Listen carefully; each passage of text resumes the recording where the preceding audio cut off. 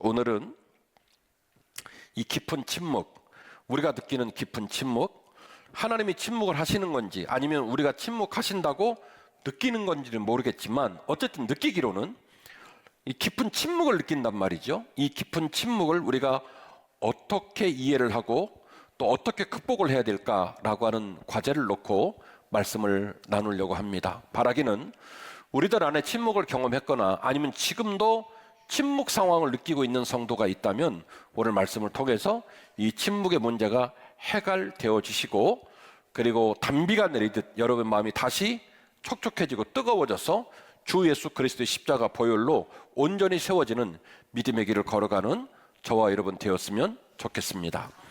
자, 첫 번째 드릴 말씀은 침묵의 시작입니다.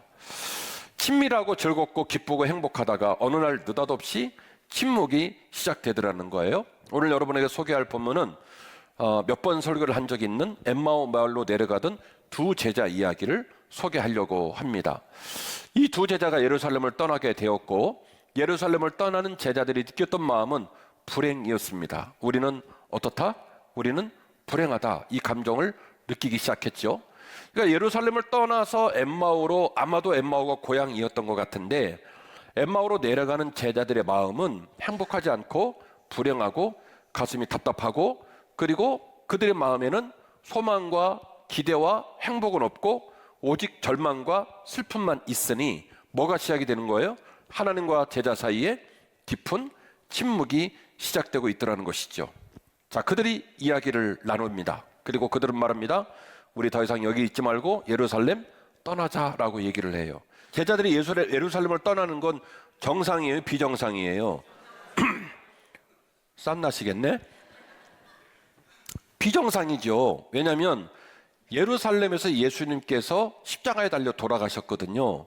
그러니까 예루살렘은 비록 돌아가셨다 할지라도 중요한 땅이에요. 그리고 그 예루살렘에서 예수님 마지막 유월절을 지내셨고요.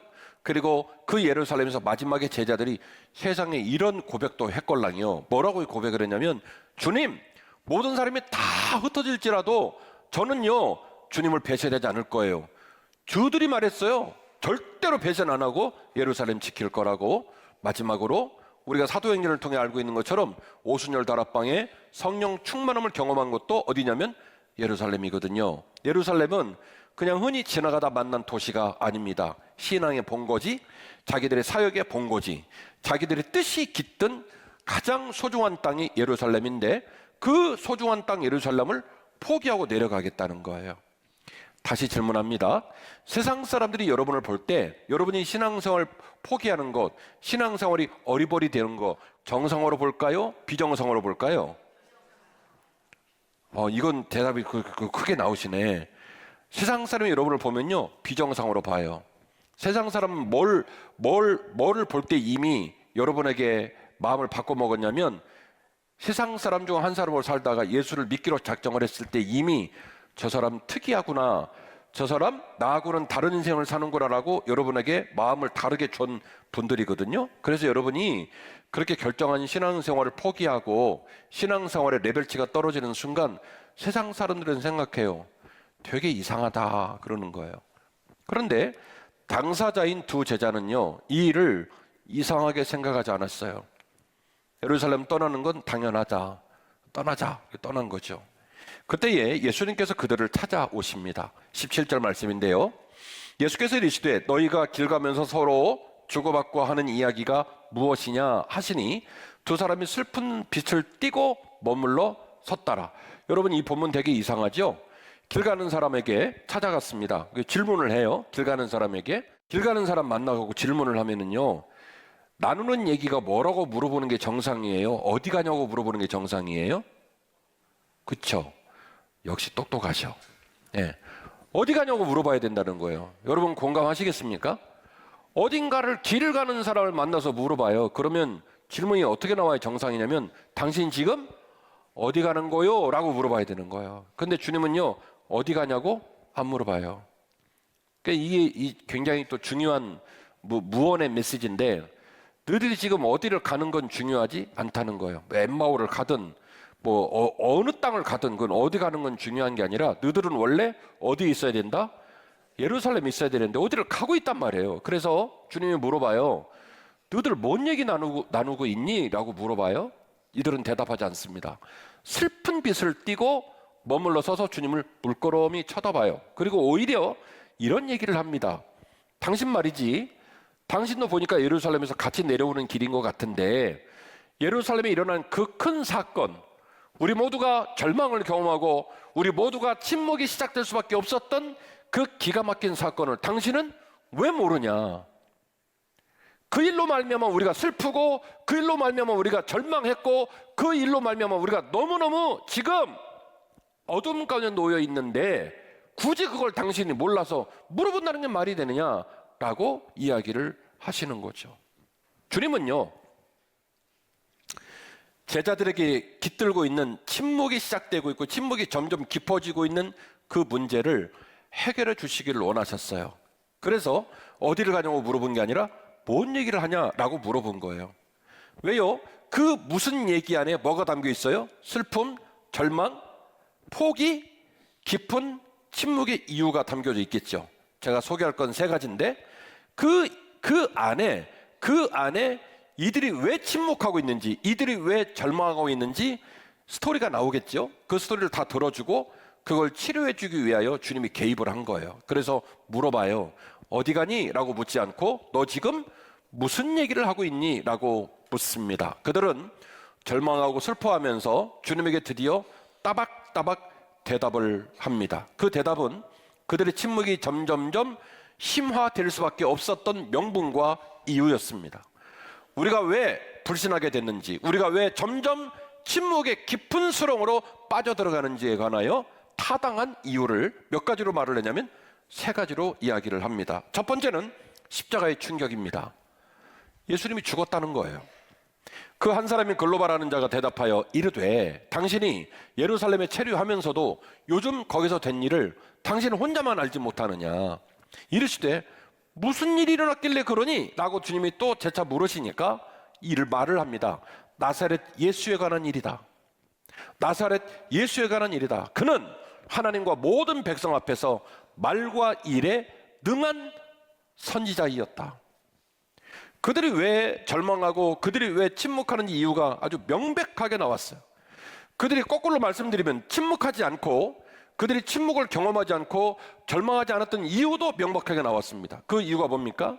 나사렛 예수인데 그는 말과 일에 능한 자이어서 하나님 앞에 모든 백성 앞에서 하나님의 모든 일들을 행함에 있어서 말과 일에 능한 자이었다. 그분이 우리의 선생님이셨기 때문에 우리는 희망을 가졌고 소망을 가졌고 즐거웠고 자존감이 있어서 예루살렘 떠날 이유가 없었다.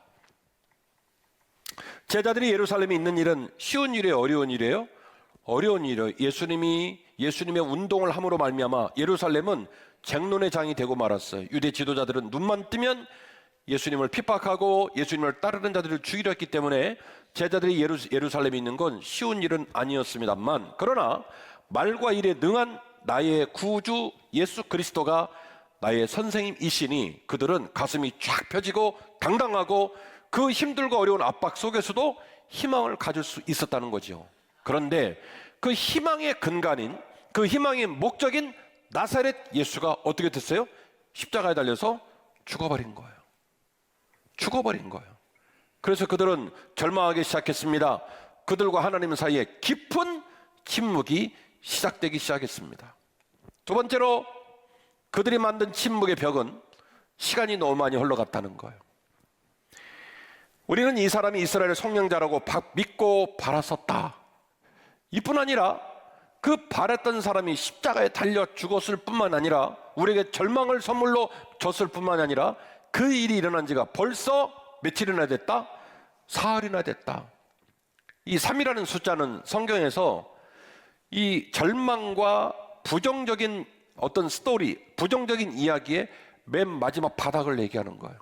요나가 물속에 들어가서 물고기 뱃속에 있다가 며칠 만에 나와요? 3일 만에 나와요. 예수 그리스도가 사망의 은총 골짜기에 들어가서 죽은 지 며칠 만에 부활하십니까? 3일 만에 부활하십니다. 3, 하루, 이틀, 사흘. 썩어가기 시작했다. 냄새가 진동을 하는 시간이 됐다. 그러니까 우리 예수님은 다시 온다, 못 온다? 못 온다. 죽는 일도 기가 막힌 일이지만 죽어서 3시간 된 것도 아니고 반나절 된 것도 아니고 이미 죽은 지 3일이 지났다. 그러니까 점점 그렇지 않아도 침묵이 어려운데 그 침묵이 점점점 심각해지고 깊어지는 거예요. 세 번째로 그들은 부활의 증언을 거부하면서 침묵이 점점점 깊어집니다. 침묵의 벽이 점점점 높아지고 깊어집니다. 누가복음 24장 22절부터 24절까지 본문을 보면 축약을 하면 그렇습니다. 어떤 여자들이 가서 예수님 무덤을 봤단다. 근데 비어 있었고 천사들을 만나고 와서 그 이후로 우리에게 부활하셨다고 얘기를 한다. 또 두어 사람의 제자들도 동일한 이야기를 한다. 사람의 말은요, 말하는 자의 논조와 입장에 따라서 어감이 많이 다르게 들려요. 똑같은 사건인데 말하는 사람의 논조가 바뀌면 뜻도 바뀌어버립니다. 예수님께서 부활하신 걸 나는 믿는다. 제 여자들이 예수님 이 몸을 살피려고 향품을 들고 갔는데 예수님이 시신이 없었다. 무덤이 비어 있었다. 천사를 만났다. 그러므로 예수님은 부활하셨다. 이렇게 말할 수 있잖아요. 심지어 나는 못 봤지만 예수님의 제자 중에 2사람이 3사람이 그 자리를 같이 갔다더라. 그들도 예수님의 무덤이 비어있던 걸 봤다더라. 이렇게 말할 수 있잖아요. 근데 이 2 제자는 뭐라고 말하냐면 여자들이 예수님 부활하셨다고 말을 하긴 하는데 읽어드릴게요. 24절. 또 우리와 함께한 자 중에 2 사람이 무덤에 가 과연 여자들이 말한 바와 같음을 보았기는 했지만 뭐를 했다고요? 보았기는 했지만 정작 예수는 보지 못했다. 그러니까 믿어요? 못 믿어요? 못 믿는 거예요. 여자들의 부활 증언도 못 믿고 다른 제자들의 부활 증언도 못 믿습니다. 사실은 그들 모두도 부활하신 예수님을 본 적이 없으므로 나는 그 사실을 믿지 못하겠다. 이렇게 되는 거죠. 예배를 드리러 왔습니다. 찬양이 울려 퍼집니다. 오늘은 1부 찬양도 너무 은혜가 되고 2부 찬양도 너무 은혜가 되더라고요. 근데 저는 너무 은혜가 돼서 가슴이 뭉클한데 여러분들 중에는 이런 분이 있을 수도 있어요. 참 노래 더럽게 못한다. 이상하죠? 똑같은 찬양을 듣는데 그 찬양을 받아들이는 마음 상태에 따라서 전혀 느낌이 다르더라는 거예요.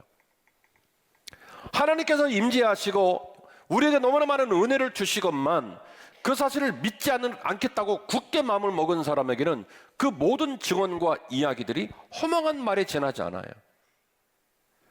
여인들이 와서 고백을 합니다. 다른 제자들이 와서 백업을 합니다. 그래도 믿을 수 있다 없다? 그래도 믿을 수 없다. 침묵이 시작됐을 뿐만이 아니라 침묵이 점점점 깊어만 갑니다. 그래서 그들은 말합니다. 나는 더 이상 예루살렘에 머물 이유가 없다. 다 때려친다. 그만한다. 하고 엠마오로 내려가는 것이죠. 이때에 예수님께서 이들을 찾아오시고 이들의 절망과 이들의 어둠과 이들의 낙심함에 개입을 하십니다. 그리고 다시 주님과 그들 사이에 있는 친밀함을 회복시키시게 됩니다. 예수님의 섬세한 개입과 동행이 그 예수님과 제자 사이에 깨진 관계를 하나님과 제자 사이에 깨진 그 침묵이라고 여겨지는 관계를 다시 회복을 시켜주시더라는 것이죠. 25절 말씀입니다. 이르시되 미련하고 선지자들이 말한 모든 것들을 마음에 어떻게 믿어요? 더디 믿는 자들이요. 그리스도가 이런 고난을 받고 자기 영광에 들어가야 할 것이 아니냐 이렇게 얘기를 하셨어요. 어떤 느낌이세요? 주님이 첫 번째를 바로잡아 주십니다. 우리 예수님 죽었어요. 우리 예수님이 말과 일에 능한 분이신데 아무 말도 못하고 죽었어요. 황당해요 라고 말한 말에 대해서 주님이 뭐라고 상기를 시키고 일깨우시냐면 야, 예수 그리스도가 죽는 사건이 낯설은 사건이냐? 황당한 사건이냐? 이해할 수 없는 사건이냐? 아니라는 거예요. 예수님이 느닷없이 죽었습니까? 그렇게 죽으실 거라는 것을 충분히 여러 차례 설명하셨어요. 심지어 뭐라고 말씀하셨어요? 죽은 지 3일 만에 부활하실 것을 약속하셨어요. 그리고 구약 성경을 인용하시면서도 예수님의 십자가 사명이 어린 양, 모든 인류의 죄를 짊어지고 대신 고난당하고 대신 돌아가시는 십자가의 사명인 것을 하나님의 말씀도 계속해서 말씀하고 있었어요. 주님은 말합니다. 너희들이 말하는 우리는 침묵합니다, 절망할 겁니다 라고 말하는 것은 정상이 아니라는 거예요. 왜냐하면 그 일은 미리 예견되었고 그렇게 될 거라고 말한 일들이 성취, 이루어진 것이지 너희들이 꿈꿨던 것이 깨지고 절망으로 이루어진 사고 상황이 아니라는 거예요. 그럴 이유가 없다라는 것을 예수님이 말씀을 하십니다. 그리고 이제 이 명제 가운데서 이 명제를 알아듣고 이 명제가 이해되고 이 명제가 믿어질 수 있도록 이들에게 빌드업을 하시는데 말씀을 통해서 계속 그들의 신앙을 회복시키고 그들의 소망을 환기시키는 일이 벌어지게 되는데요. 27절입니다. 이에 모세와 모든 선지자의 글로 시작하여 모든 성경에 쓴 바 자기에 관한 것을 어떻게 해요? 자세히 설명하시기 시작하셨습니다. 이 자세히 설명했다라는 말에 헬라어 원어를 보니까 디에르 메뉴어라고 돼 있어요. 디에르 메뉴어. 이 디에르 메뉴어가 뜻이 뭐냐면 또 까먹었네. 자발스럽다는 말을 표준말로 박 목사님 고마워요. 표준말 번잡하게 말을 했다는 말이 아니에요. 무슨 말을 뜻없이 막 늘어놓고 막 이렇게 말하는 양을 늘렸다 이 말이 아니라 그 말의 진의를 해석하고 번역하고 그 말의 바닥까지 들어가서 그 말이 말하고자 하는 핵심의 뜻이 무엇인지를 일일이 일깨워서 가르쳐줬다라고 말을 할 때 디에르 매뉴어라는 단어를 씁니다. 자세히 설명해 주었다. 구약에서 신약에 이르기까지 예수 그리스도에 관해서 그들이 들었고 보았고 배웠던 이야기, 그 모든 이야기가 잊어버려져서 이제는 그들은 깊은 침묵 가운데 있습니다.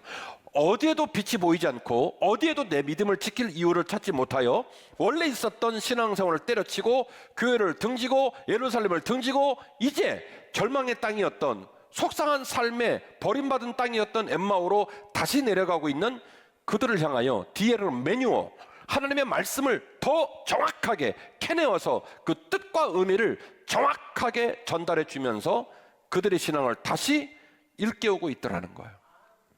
다시 잠자는 신앙, 들리지 않는 신앙, 깨닫지 못하는 신앙이 들을 수 있고 볼 수 있고 깨달을 수 있도록 주님께서 일깨워 주셨다는 거예요. 이 놀라운 일들을 전개해 나가시는데 그 전개해 나가면서 동시다발적으로 주님은 이런 일들을 병행하셨습니다.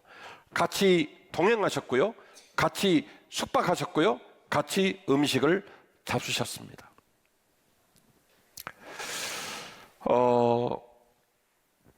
구약 성경의 용례를 봐도 마찬가지지만 성경에서 고대사의 문화 가운데서 식사를 같이 했다라는 말은 굉장히 중요한 의미를 갖습니다. 식사를 같이 했다는 말은 너랑 나랑 동급이다, 내 가까운 사람 중에 내가 가장 가까운 사람이라는 의미예요. 사울이 죽었을 때 무비보셋이라는 보행장애인 아들이 있었잖아요. 다윗하고는 원수지간이잖아요. 그러면 이제 그 아들 목숨은 어떻게 되겠어요? 누구 칼에 죽든지 뭐 며칠 못 가고 죽겠죠. 다윗이 그 아들, 그 장애를 앓고 있는 보행장애인 아들을 불러들여서 뭐라고 말합니까? 오늘 이후로 너는 어디서 밥을 먹어라? 내 식탁에 함께 참여해라. 내 밥상에 앉아라. 그 다윗의 밥상에 앉는 순간 그 땅에 있는 모든 사람 중에 누구라도 그 아들에게 손을 대요, 못 대요? 못 대는 거예요. 주님께서 제자들과 함께 식사를 하셨어요.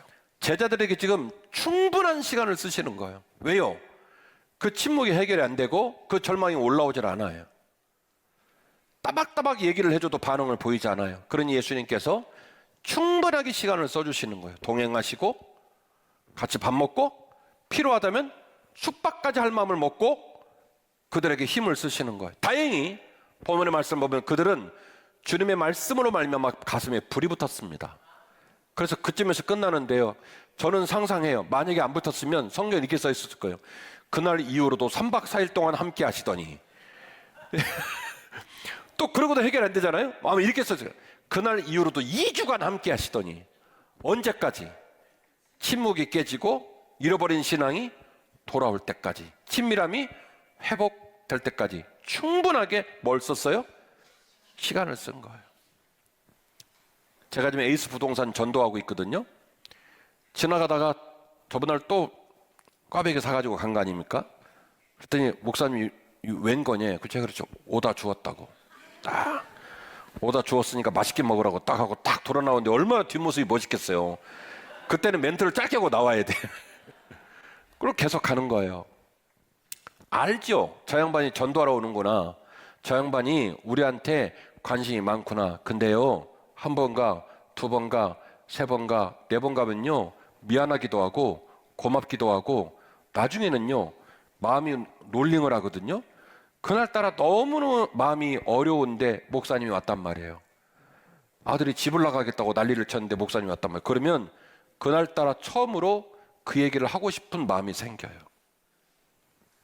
친밀함은요, 물리적으로 같은 공간에 있다고 친밀함이 생긴 게 아니에요. 친밀함에는요, 진심이 들어가고 시간의 총량이 들어가요. 사랑하면 시간을 쓸 수밖에 없어요. 사랑하면 그에게 관심을 둘 수밖에 없어요. 우리 주님 마음이 그러셨단 말입니다. 그래서 말하고 가르치고 동행하고 밥 먹고 잠자고 이거 다 하려고 하신 거예요. 이 귀한 과정을 통하여 주님은 그들의 침묵을 깨고 그들의 친밀함을 다시 시작하셨어요. 말씀의 결론입니다. 친밀함은요, 침묵을 끝내고 사명을 결단코 회복시키는 힘이 있습니다. 주님과 친밀하십시오. 주님과 친밀함을 꿈꾸십시오. 그 침묵을 깊이 심각하게 고민하고 그 침묵을 깨뜨릴 친밀함에 여러분 마음을 두시기를 주의 이름으로 축원합니다. 친밀함이 회복되면 침묵이 깨집니다. 자연스럽게 깨집니다. 친밀함이 회복되면 마음이 뜨거워집니다. 친밀함이 회복되면 사명이 회복됩니다. 오늘 우리 모두가 엠마오로 내려가는 길을 위해서 다시 예루살렘으로 돌아서기를, 침묵이라는 단어를 오해하고 잘못하게 번역하며 이리로 저리로 방황하는 우리의 삶이 하나님의 친밀하신 도우심과 우리의 친밀함을 향한 열망을 통해 다시 살아나기를, 그래서 더 이상 침묵은 사라지고 주님은 나의 구주시고 내가 주님을 사랑하나이다, 그 친밀함의 고백으로 남은 삶을 승리하시는 저와 여러분 되시기를 주의 이름으로 축원합니다.